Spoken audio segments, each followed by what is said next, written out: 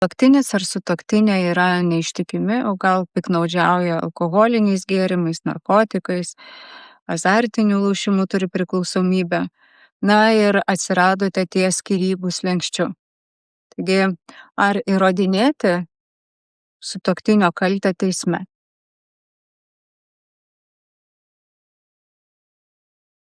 Yra galimos kelios santuokos nutraukimo procedūros, tai yra viena iš tokių yra santuokos nutraukimas bendru sutarimu, tai pati efektyviausia, greičiausia, pigiausia procedūra, bet jai būtina, kad abu sutuoktiniai sutartų. Dėl turto padalinimo, neturėtų pretenzijų vienas kitam dėl kaltės, dėl vaikų išlaikymo, bendravimo tvarkos ir taip toliau. Tačiau jeigu nepavyksta susitarti mediacijoje ar padedant advokatams ir keliauja byla į teismą, tai vienas iš svarbių klausimų yra, ar įrodinėti kito sutuoktinio kaltę.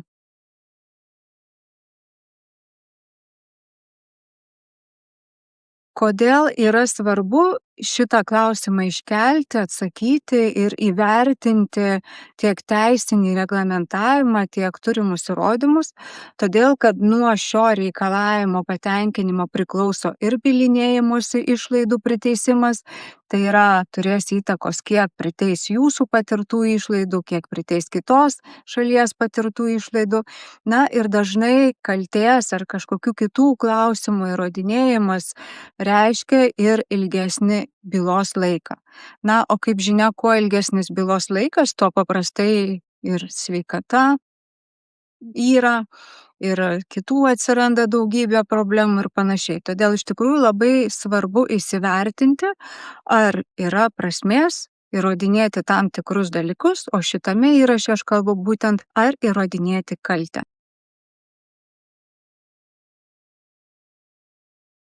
Labai svarbu yra išsigryninti, kas yra kaltė. Kaltė bendraja prasme tai yra santuokinių pareigų esminis nevykdymas, kuris turi priežastinį tiesioginį ryšį su santuokos nutraukimu.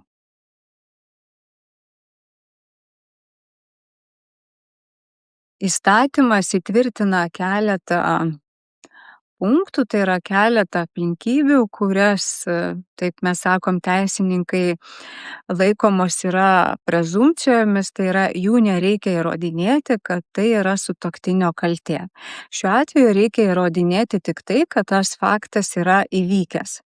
Kitu atveju, jeigu nėra prezumpcijų, tai reikia įrodinėti dvi aplinkybės. Tai yra, kad tai yra kaltė, santuokinių pareigų nevykdymas ir taip pat reikia įrodinėti tą patį faktą, kad tai yra įvykę. Kalbant apie prezumpcijas, įstatymas įtvirtina 4 aplinkybės. Tai yra nuteistas sutuoktinis už tyčinį nusikaltimą, neištikimybė, žiaurus elgesys su sutuoktiniu arba šeimos nariais, arba šeimos palikimas ir nesirūpinimas ją visus metus.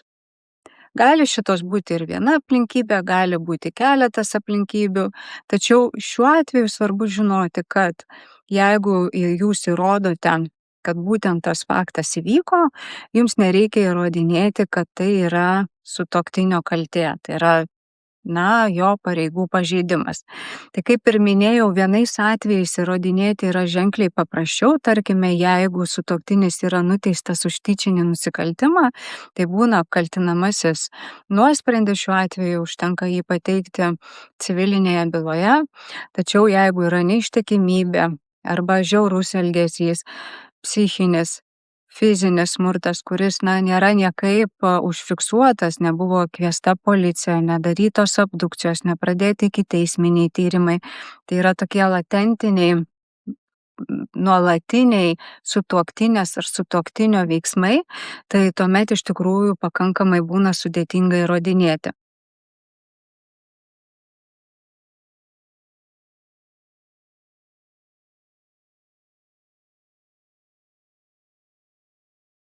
Ką svarbu žinoti, tai yra laiko tarpas, per kurį vyko sutuoktinio pareigų nevykdymas. Čia norėčiau papasakoti vieną aukščiausio teismo nutartį. Teismas išnagrinėjo 20 metais civilinę bylą ir iš tikrųjų jo tokie išaiškinimai labai svarbus, vertinant, ar verta įrodinėti kaltę. Rodytojo aukščiausio teismo išnagrinėtoje byloje faktinės aplinkybės buvo tokios, kad sutuoktinės lošė, pralošdavo nemažas piniginės sumas ir tai truko ne vienerius metus. Na ir sutuoktinė kreipėsi prašydama nutraukti santuoką dėl jo kaltės. Ir aukščiausias teismas, išaiškino būtent tą laiko tėkmę ir atsakomybę kito sutuoktinio.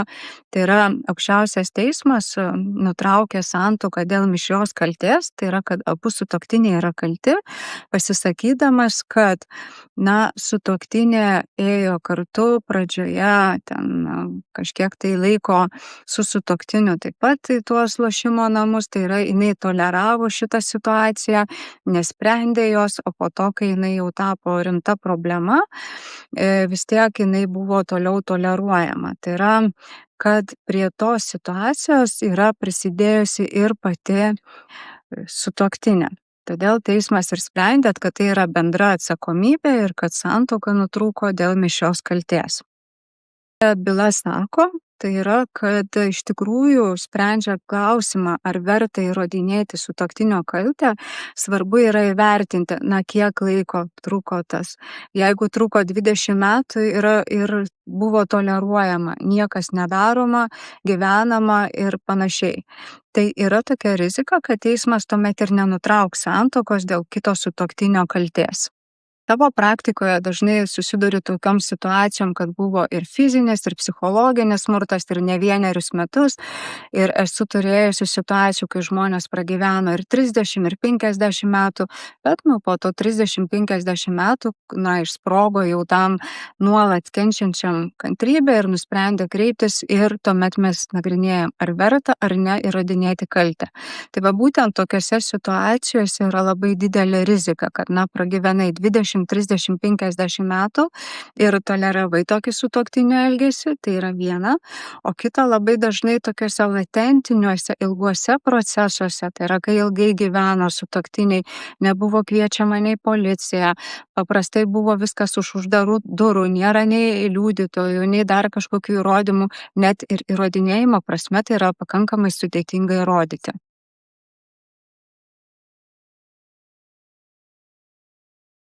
Kalbant apie tai, ar įrodinėti kaltę, kaip ir minėjau, yra svarbu įsivertinti, kokius turite įrodymus. Ar jų yra pakankamai? Jeigu sutuoktinis buvo neištikimas, ar yra įrodymų apie jo neištikimybę? Šiuo atveju, jeigu kalbėti apie neištikimybę, įrodinėjimo prasme tai yra sudėtingesnis momentas, todėl kad neištikimybės negalima įrodinėti tam tikrais įrodymais, nes galite nukentėti pats.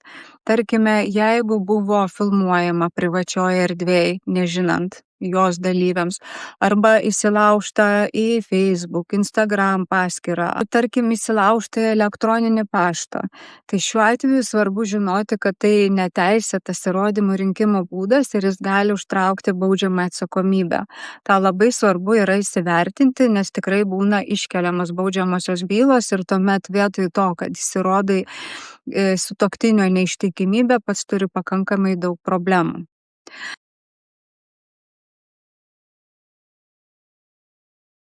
Taip pat, sprendžiant reikšti šitą reikalavimą, tai yra įrodinėti sutuoktinio kaltę, svarbu yra žinoti, ką jūs iš to gausite. Ar gausite tik tai moralinę satisfakciją, tokį moralinį pasitenkinimą, kad aš įrodžiau, kad jis ar jinai yra kalta, kad elgiasi taip ar kitaip, tiesiog moraliai pasitenkinsiu, ar vis dėlto man suteiks kažkokią ir turtinę naudą. Taigi, kokią turtinę naudą jūs galite sulaukti iš to, kad įrodinėsite sutuoktinio kaltę?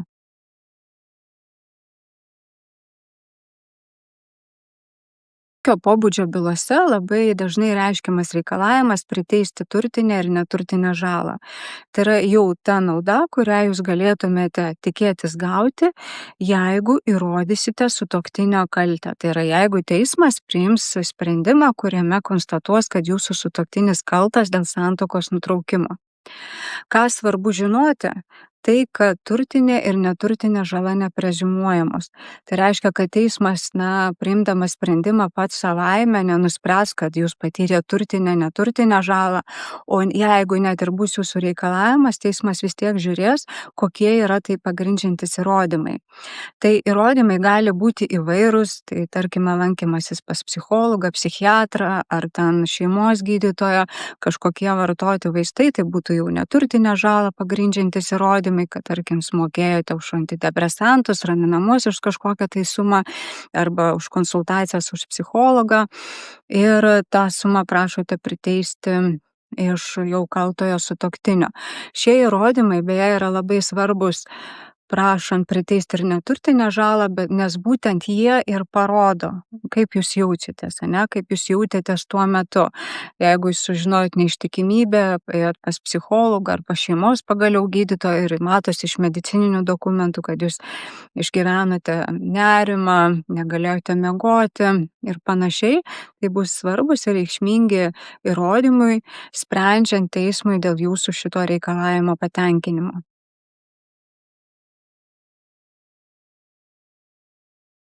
Ta turtinė nauda, kurią galėtumėte tikėtis gauti, tai yra dovanų susigrąžinimas. Tai gali būti kilnojamieji, nekilnojamieji daiktai. Jeigu tai yra nekilnojamieji daiktai, tai yra nustatytas 10 metų terminas.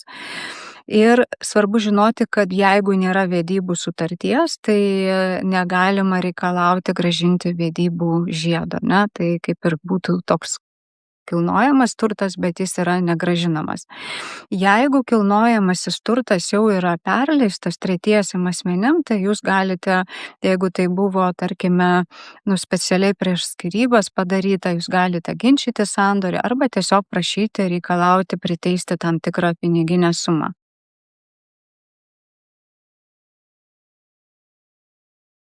Taip pat svarbu atkreipti dėmesį į tai, ar yra sudaryta vedybų sutartis, nes galbūt yra ir vedybų sutartyje jau apsitartos tam tikros sankcijos arba, kas įvyks, jeigu vienas ar kitas sutuoktinis bus kaltas dėl santuokos nutraukimo, ar tai kažkokie turtiniai klausimai, turto padalinimas, ar tai kažkokios tai baudos ir panašiai. Tai jeigu įrodoma, kad sutuoktinis yra kaltas ir yra tam tikros pasekmės įrašytos vedybų sutartyje, tai taip pat teisme galima reikalauti būtent tų pasekmių, kas yra įrašyta vedybų sutartyje.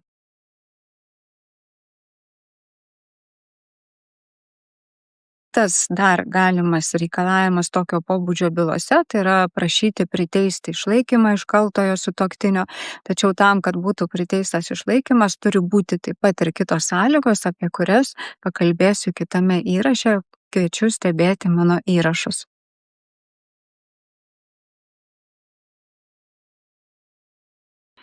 Kitas nebeturtinis prizas, o daugiau, sakykime, psichologinis, emocinis, moralinis prizas, tai yra jūs galite reikšti reikalavimą dėl pavardės.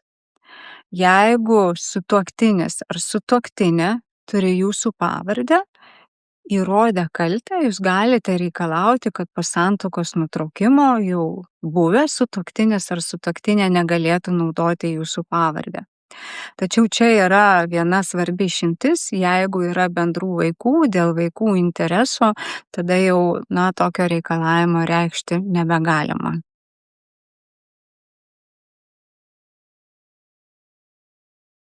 Baigdama šitą įrašą noriu apibendrinti pačius svarbiausius dalykus. Tai yra, pirmas dalykas yra įsivertinti, ar turite įrodymų. Ar jų pakanka. Gal apskritai neturite įrodymų ir tas įrodinėjimas kaltės jums gali atnešti daugiau žalos negu naudos. Antra, įsivertinti, ar jums kaltės įrodinėjimas iš tikrųjų atneš kažkokią naudą. Jeigu jūs siekiate moralinės satisfakcijos, viskas gerai, jūs galite įrodinėti kaltę ir jeigu turite įrodymų, teismas patenkins jūsų reikalavimą ir jūs jausite taip, kad aš įrodžiau, kad jinai ar jis ten elgėsi vienaip ar kitaip ir dėl to nutrūko santuoka. Tačiau jeigu kalbėsime ne apie moralinius, psichologinius, emocinius dalykus, bet būtent apie turtinius dalykus, labai svarbu įsivertinti, ar jums iš to bus kažkokia nauda. Nes jeigu jūs neturite įrodymų dėl neturtinės žalos atlyginimo, taip pat jūs nesate dovanojęs ar dovanojusi sutuoktiniui kažkokio turto, o jeigu esate, pavyzdžiui, dovanojęs nekilnojamą turtą, tai buvo prieš 20-30 metų ir jums jokios turtinės naudos neatneš, tada iš tikrųjų yra klausimas, ar tikrai verta įrodinėti sutuoktinės ar sutuoktinio kaltę. Nes yra labai kita svarbi taisyklė, kad bendraja prasme, jeigu yra ten kaltė dėl neištikimybės, dėl kažkokio ten elgesio ir panašiai, turto dalybų klausimų paprastai nekeičia. Tai yra, turtas paprastai dalinamas per pusę, nesvarbu, kad yra kaltas kitas sutuoktinis.